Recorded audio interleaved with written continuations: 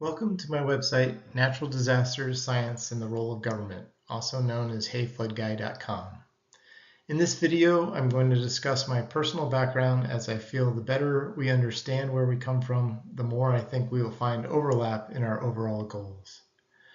I'm starting this website to search for a better way to communicate the value of science in helping to make our lives better and how government can play a role in that. My thought on starting this discussion is to better advertise the observable science that is out there and show how that data is used to make decisions and how a collective group can make their lives better and avoid bad outcomes. To understand me better, I'm going to provide a bit of background, my family history, our geographical distributions, and experiences of seeing differences, but also embracing the broader gain of knowledge and perspective that comes from that.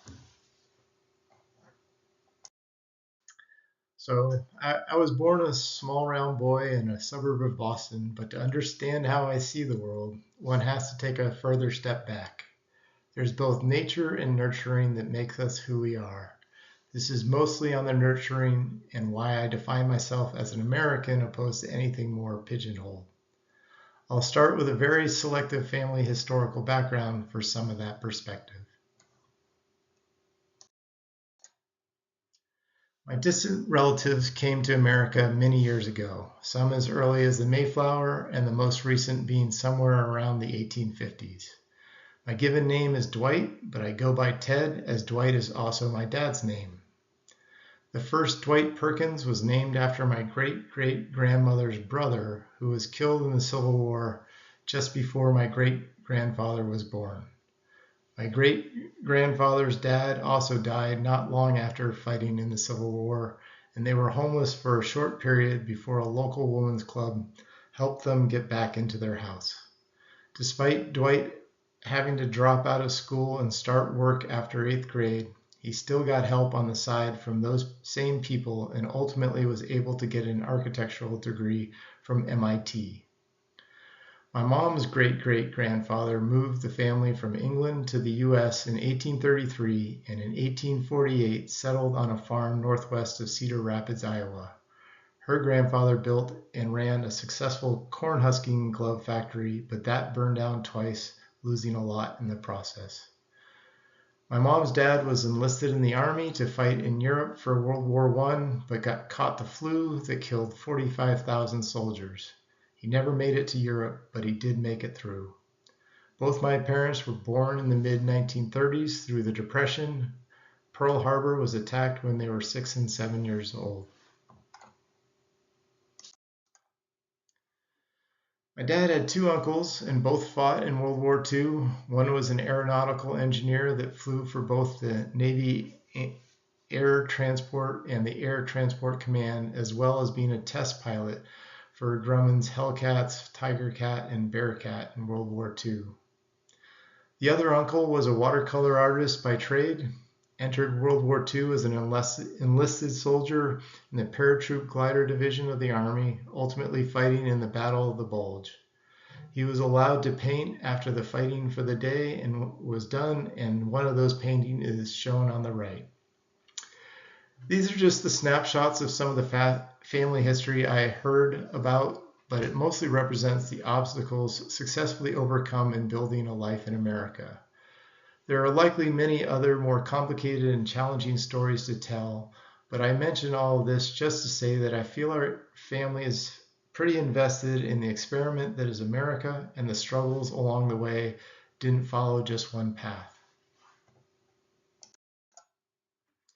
So skipping to my generation, as I mentioned, I was born and raised in a suburb of Boston.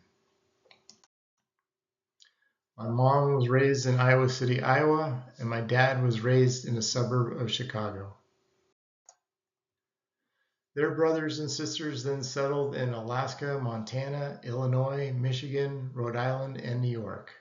The professions of their siblings and parents were architects, lawyers, farmers, doctors, engineer, fisherman, land surveyor, and park ranger. Adding next to the map are the locations where my brother, sister, and I have lived as we started making a living. Then adding my 18 cousins that I have, and it's hard to define my family from a state or even an area. There's variability in professions and even culture sometimes, but we still share a lot of DNA in one country. Every summer, our family would head out from Boston to the Midwest to spend more time with our extended family. Having been raised in the city, sometimes even when we tried to blend in, the differences were noticeable. But that never deterred us from trying, and I can't think of a time when the interaction didn't increase both of our understandings of the interesting differences in the world. Every 4 years or so, though, my parents saved up enough money so we could travel around with my dad for his work. His profession was as professor whose focus was on international development. My simplistic understanding of this was that we traveled to countries and my dad's group would discuss how they could set up their governments so there would be more trust from business and other countries to be able to do business there, and that both sides would be improved by having better relations. These communities often looked very different than what I was used to in the United States.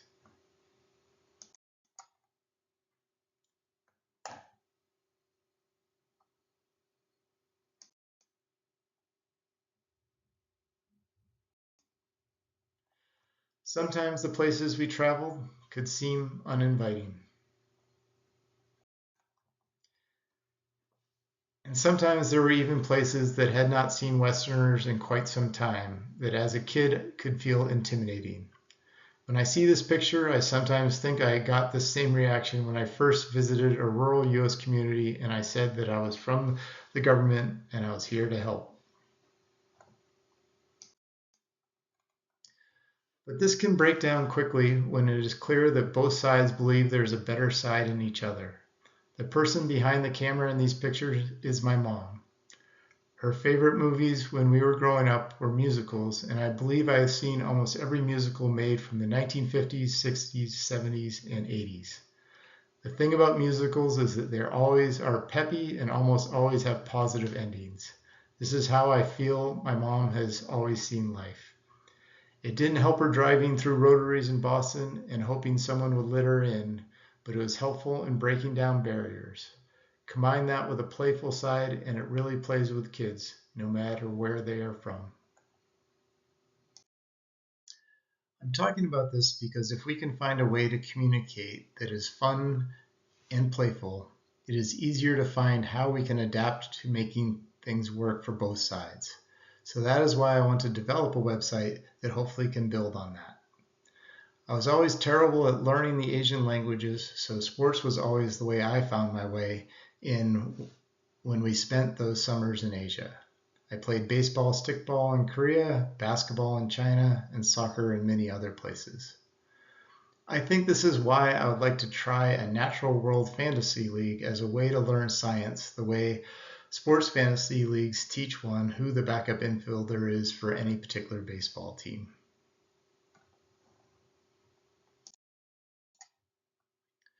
Once the walls break down, it really does make the world more fun. So this last picture is one that we've had on the wall to my parents' house. It is from one of my dad's trips I did not go on, but highlights how people can overcome even the worst past history. This is from the 1970s when China was first looking to open its borders with the US after being in isolation from us since 1949. My dad was invited because of his background in Asian economics. The one in the cockpit was the military liaison from the US who had served in the Vietnam War and was captured when his plane was shot down.